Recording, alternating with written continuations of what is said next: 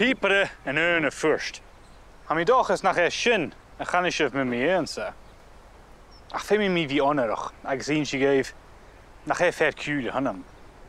Fiech me henner is shine the pieper, playing the pipes, or literally singing the pipes. Is shine the pieper. Nach, well, maar a chanishiv, gadur mission talent.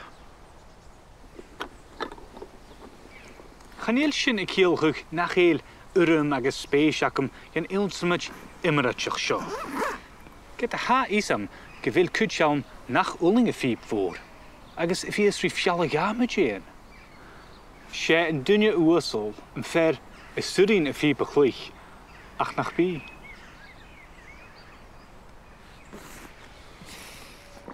Ach geforste noch, chanele hulle dunja a dol lish a werk shin. Agrees with that opinion. A dol lish a werk shin. Agus ha cálainn pípe, agus farpishin píperach rin lorach phìob in teul. Seul an bunnig ach lechgif mar snorkel. Skurje a Chalum. Sauna hami ma lia, a heul cálainn a ha cluich ag art ire. Cálainn pípe, polis Alba sa chatschrachish. Police Scotland and Federation Pipe Band. Cálainn pípe, polis Alba sa chatschrachish.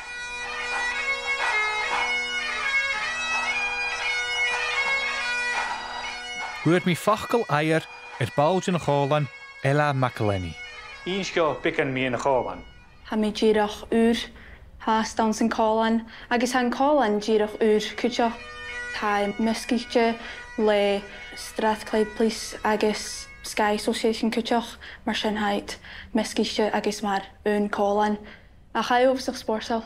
Je ha chotarinioch mi in a vi clich mar fartje chálan. How cholerí duine tolite agus ha achge a bhí cloiche phìob agus a cloichar son an Chálan seo.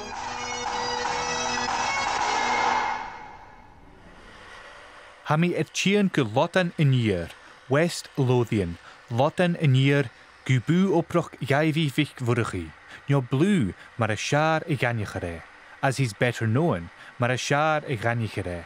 Ha essen vi a karig is a kruigig, Fiepen moren in Alba for neukie chiakus nugget.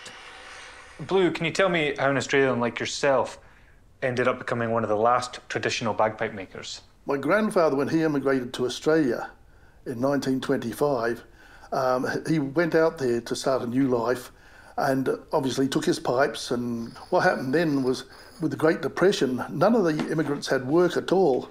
So he decided, all right, what I'll do is I will set up and make pipe bags, reeds, and do repairs for the other pipers. And my grandfather started teaching me the basics of wood turning, woodwork, metal turning, and that was the bug. What's the difference between the pipes that you make and something that's mass-produced? Well, I like to think that pipes I make are better. I've put those on each piece of wood. Simpler. I know whether a piece of wood is good, bad, whether it's soft, whether it's hard, the characteristics of it. If you put that into a computerized machine, it's not going to know the same thing.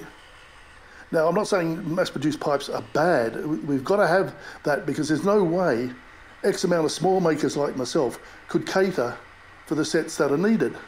Giljar gistje na Chalum, liklich en leug, laaf, garrig, operiënu. And then I'll come in with this.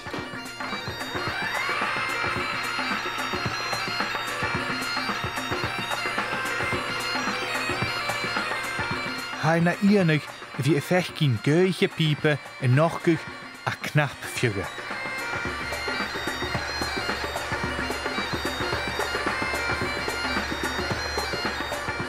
This is what we've just made. It will be a blow stick once it's got the mount on, exactly like that. It was incredible work. I'm tempted maybe go and buy a lathe myself or something now. I guess upper innovator around blue and dew.